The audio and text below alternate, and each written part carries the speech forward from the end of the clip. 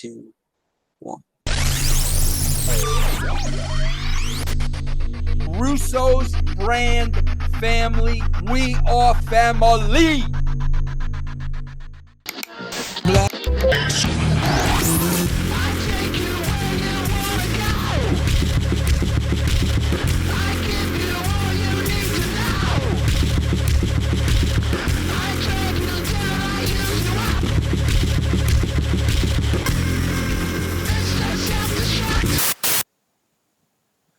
Yo, what is going on? Welcome to another edition of Alterna TV. As always, I'm your host, Brandon Stransky. Wow, it's been a minute since I've been able to string a couple of these together in a couple of weeks in a row, but we're going to keep this thing going. We're going to keep it rolling, even through the Twitch debut, which I am still working on. Actually wanting to do a thing where I'm going to kind of redecorate in here a little bit, going to change the aesthetics, so when I go live on Twitch, it's going to look better. You'll have a nicer visual, better looks. This is going to look nice, so much better, a much better presentation. We're going to do this the right way. We're going to get it done the right way.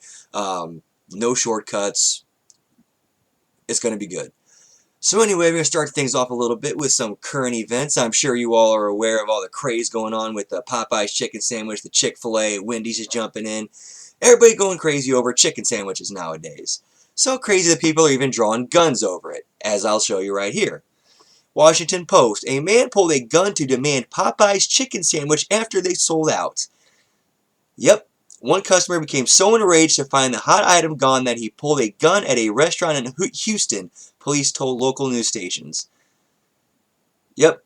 See, Popeye's Louisiana Chicken announced last Tuesday that it would soon run out of its star offering just weeks after the product's nationwide launch August 12th, after a Twitter feud between Popeyes and the rival Chick-fil-A propelled the new product to fame.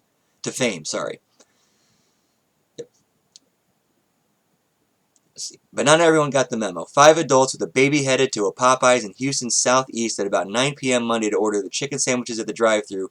Employees told ABC 13, informed that the item was unavailable. The group tried to enter the store, leaving the child in a car. So it tells you how screwed up this is. Staff were able to lock the group out, police told the news station, but a man in the group brandished a pistol and demanded that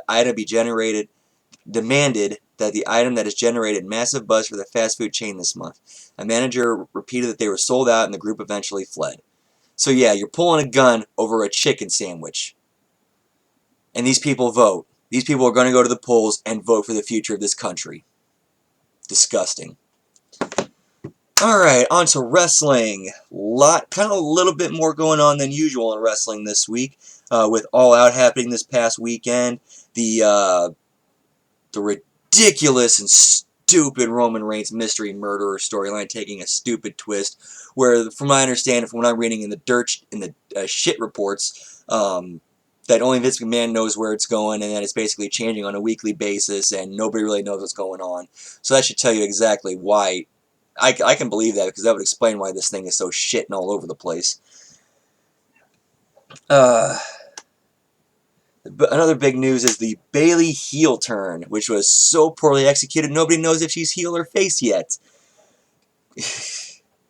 And there's a lot I want to say, but it's already been said by Vince and others, and yeah, it'd just be an echo chamber at this point.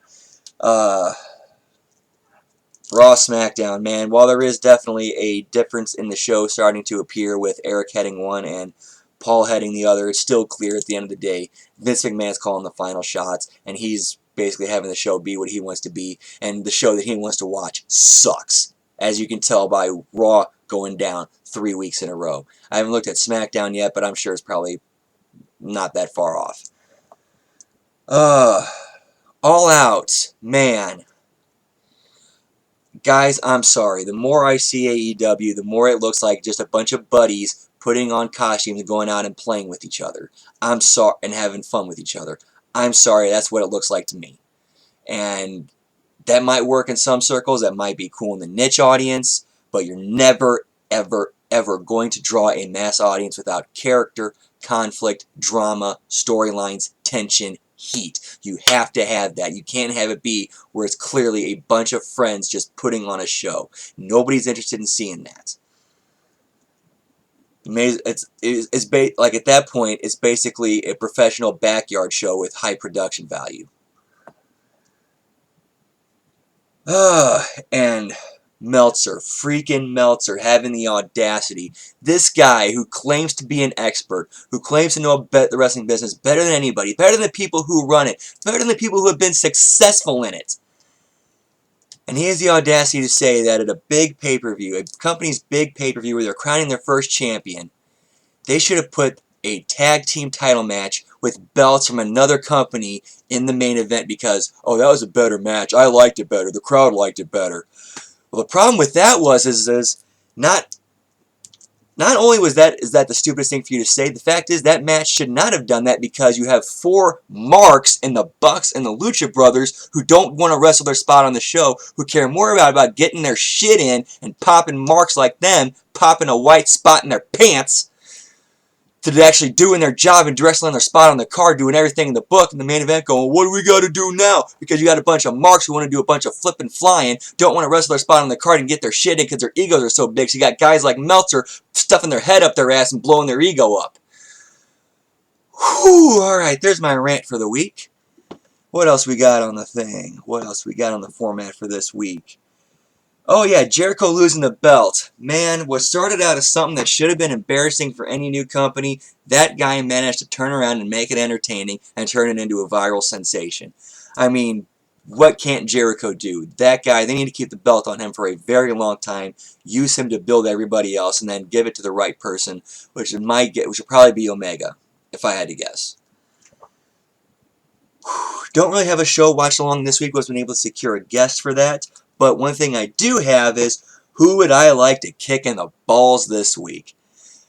Oh, we got probably some permanent people that'll be on here every week, such as Dave Meltzer for being a stupid mark, Tony Khan for being a stupid mark who listens to Meltzer, Cody Rhodes for being a stupid mark who listens to Meltzer, Vince McMahon for being completely out of touch and out of his mind and putting on a terrible product he thinks is great, Trump again for being a gun-grabbing commie, every Democratic presidential candidate for being a gun-grabbing commie, and Bernie Sanders especially for being a baby-killing, gun-grabbing commie piece of shit. And, of course, end it with the Young Bucks and the Lucha Brothers for being a bunch of marks who got to get their shit in and kill the show to blow up their own egos. Have a great week. I'll see you guys next time.